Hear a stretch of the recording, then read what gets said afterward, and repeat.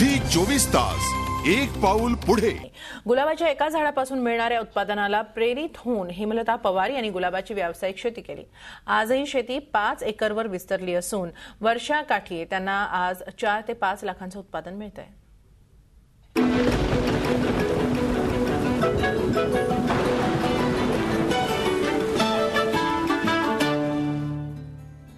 अमरावती शहरालगत बडनेरा मार्गावरील ही गुलाबाची बाग।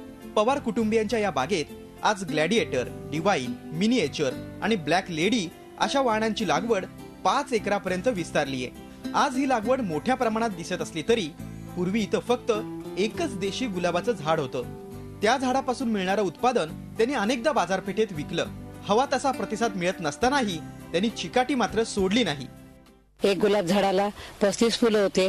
35 फुलं काय आपल्याला एवढं देवाला लागत नाही। 5 फुलं देवाला ठेवायची, 35 फुलं बाजारात द्यायची। मग असं करून एवढे झाडं उत्पन्न केले। मग झाडं कधी विक्री व्हायचे, कधी नाही व्हायचे। मग फुलं पूर्ण घरामध्ये सुकून टाकायची, सुकून मी फाकडी विकायची।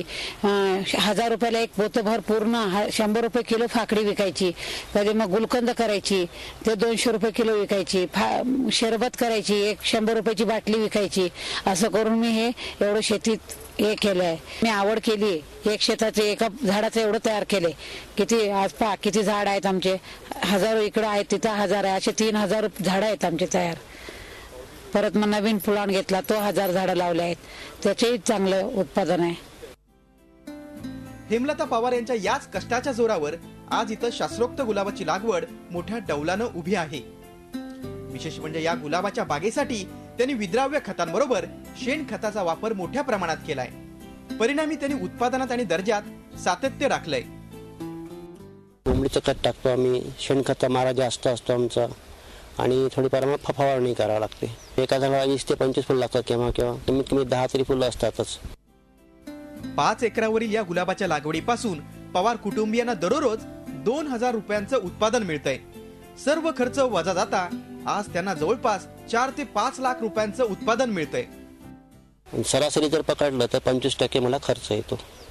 रासायनिक खतं, फवारणी, माणसाची मजुरी, तोडणं, मार्केटिंग करणं, साधारण मला 1500 रुपयाचं पर डे आजच्या कंडिशनला मिनिमम माझं उत्पन्न आहे।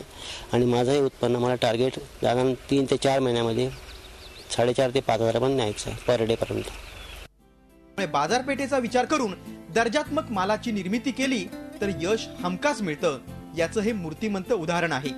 त्यामुळे शेतकऱ्यांनी बाजारपेठेचा अभ्यास करून शेतमालाची निर्मिती केली तरच शेतकऱ्यांना आपलं अस्तित्व निर्माण करता येईल।